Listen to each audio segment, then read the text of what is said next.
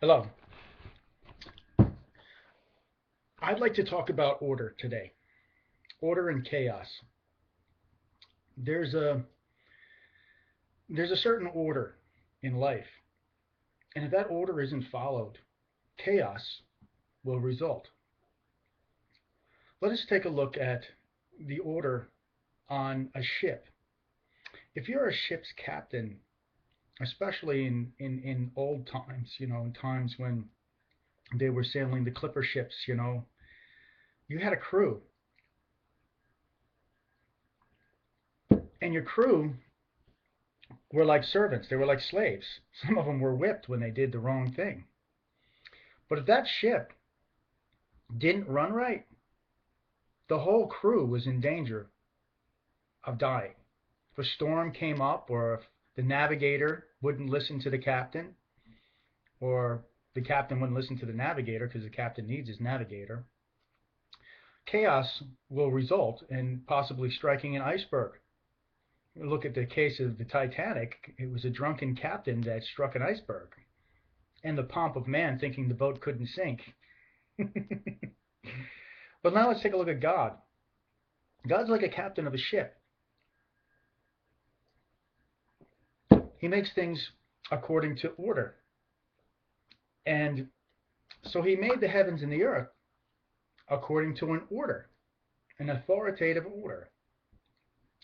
Now, of course, Adam and Eve also um, were on the planet, but aside from Adam and Eve, there were angels. See, in the creation account, you don't see the creation of angels. God doesn't mention it in Genesis. He says, in the beginning, God created the heavens, the earth, and he created this, that, the other. He didn't say he created the angels.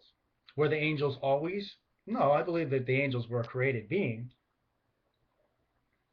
but they weren't mentioned. They weren't mentioned until Satan came along. Why was this? Because the focus was what happened with the angels and the experiment on earth. What happened here is that man was tested, and Satan was like man. He was a servant in a high position who overstepped his authority. And because he overstepped his authority, he capsized the boat. He ran the boat aground. He caused the boat to sink because of his desire to not have authority over the top of him. So now let's take a look at what happened in the garden. Man was placed in the garden, and the woman was created for the man. So from the beginning, the woman was a servant to the man. Does that mean that he should be a male chauvinist pig or whatever you want to call it? I don't think that was the case. I think Adam and Eve were in love with each other, and Eve did what Adam said, and it was no problem at all. They loved each other, and they ate fruit and everything like this. I don't know. I don't see that there was a biting relationship at all. But Eve was made as a helpmeet for Adam. And then, so we see an authority here. We see a humble authority. We see God being the authority over Adam, and Adam being the authority over Eve. And there's a succession of, or chain of command. If there isn't a chain of command, if one entity or one person decides that they want to exalt themselves, then you've got two chiefs, and you've got more chiefs than Indians, and you have chaos. So there must be an authoritative order. So the experiment here, or the test, was that if somebody who doesn't deserve a place of authority is given authority, what will that person do, or what will that entity do? Look what Satan did. He did not have the place of authority, yet he wrecked. He wrecked all of creation. This is the consequence of sin. This is the consequence of rebellion. So the idea here that God created evil, God created everything good, but there had to have been a cosmic battle between authority, and there was. And when that cosmic battle happened, then what had to happen was there had to have been an example. See, there's good and there's bad. But if you always have good, if everything is always good all the time, how will you know what evil is? You wouldn't. You wouldn't have a clue of what bad was you know, unless you've experienced it. If you're good all the time, there's no contrast here. Adam was living in paradise. He didn't know what he lost when he ate of the fruit of the knowledge of what was bad. See, that was the reason for the evil. That was the reason for the bad. It may not seem like a good reason to you or to anybody, but think about it. If I had goodness for a certain amount of time and I took it for granted, would it be good anymore? Would would the salt of life have any salt if there was no achievement? If there was nothing bad, how would I know what is good?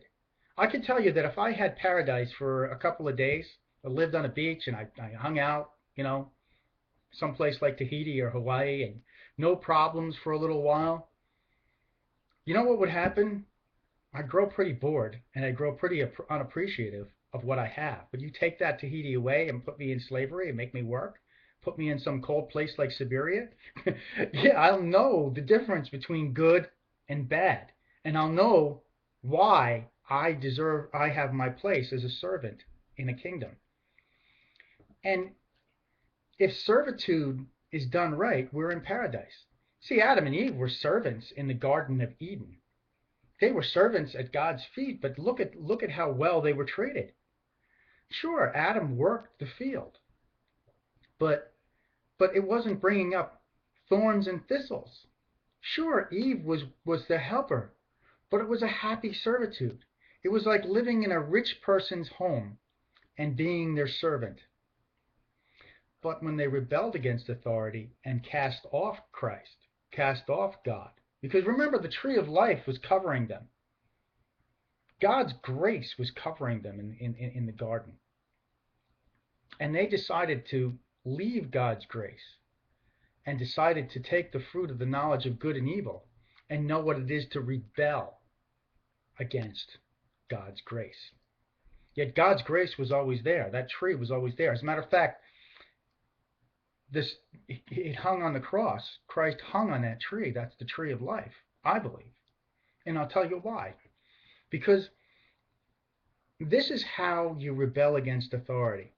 When you think that your master is a tyrant, you will not serve him. But what if your master washes your feet? What if your master is your servant? See, this was the contrast. Satan had no place, or man had no place being in a place of authority unless he learns how to be a servant first. Fast forward to Joseph. Joseph was a spoiled brat kid for all intents and purposes. How could he not be? He was given a coat. He was probably a good kid to a certain degree, but he had no idea what servitude was. And all of his brothers were jealous and envious of him, just as Satan was jealous and envious of Adam. And his brothers threw him in a well and sold him into slavery, and Joseph was a slave. But if Joseph had not been a slave, he would not have been exalted to be the number one or the right-hand man, still under authority of Pharaoh, but having authority over all the people in the land. But first, Joseph had to learn to be a slave, and he was not treated very well. But you see, that's a character builder. That's a character builder. We're all servants in a household. I think of opening up a butler school to teach people how to be servants. If a house is run right, the master of the house is a servant to his servants. He's running the house, but he's actually a ward of the estate. And this is the way it was in England. You didn't consider yourself the master of the house. You considered yourself a ward to take care of the household, and you had subordinates under you, but they had positions of authority also, who had positions of authority over other people. But when a tyrant becomes, or a person who's never served before, becomes a master of a house. And this is the perversion that had to happen in this world. And this is why you see, oh, well, God advocated slavery. No, God never advocated anything except for, yes, we were all servants, but some people fell under brutal dictatorship of masters that didn't belong here. This was Satan's fruit, not God's. And so what happened to the people who were mistreated by bad slave masters? In heaven, I'll bet you that they're at the right hand of the ultimate master, the one that serves their servant at their feet. And those wicked masters are now servants, or have been, I believe, they will be judged, annihilated, whatever. But you see, you don't see the picture of eternity. This life is a test, just like the garden is a test. And yes, there had to be terrible, terrible chaos and evil in this world. If there wasn't, then you wouldn't see the fruit of what Satan did, of what rebellion towards authority is. A father in a household who gets no respect from a wife or his children, the household will fall apart. And this is what communism does today. Does that mean that a father in the household deserves that respect or authority to have that position? If he's a fool, no. If he's a bad father, you can see why the rebellion happens. And if a husband is bad to his wife, you could see why a wife rebels against a husband. But when it works right, it works like a Jewish home somewhat. There's some Jewish homes. A woman in a home, they call her a balaboo. She's actually a boss. Yes, she serves the husband, but she has a position of authority of the house. She runs the servants of the house. I've seen this. I've worked with the Jews.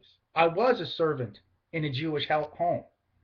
And I took care of the Jews. And believe me, it's a beautiful, it could be lorded over and you could think that they're arrogant. But you see, to be a servant for them, as a matter of fact, I was a servant for a Jewish family. I took care of a man that was a stroke patient. And I was treated, I thought, like garbage. But see, I don't hold it against them because I took care of these people. And I was put in a position, a very high position. Matter of fact, I'm like adopted into that family. And being a servant in that family, I don't know, by God's grace, I put up with a lot of stuff. But I did what Joseph did, and I was exalted in that house. Even though I didn't think it fair, I gave good for roughness. And I love these people. But the thing is that my position of authority, I actually ran other health aides that came to the house. I wasn't their boss per se, but I had a major say in who came in and served in that home to take care of this man. But I became loved by this man and by his family, by his wife. It was only his wife and him, and I love them. I'm like a son to them. I have been like adopted by this Jewish family. I started off as a lowly servant, but I was exalted. See, so if you think that God is the God of slavery, okay, yeah, well, if you rebel against God, people go to jail for what they do. People were flogged. But if authority hadn't been rebelled against, then there wouldn't have been a reason to show where authority fits. You become a servant, and then when you become a good servant, then you're given the ability to lead other servants. You're put in a place of authority, but you don't lord it over other people because you know what humility is. But you know what to expect of them, and you know when to exalt somebody, but exaltation comes from becoming a good servant. That's what a lot of people malign God for talking about servitude. Servitude is a good thing. It builds character. God bless.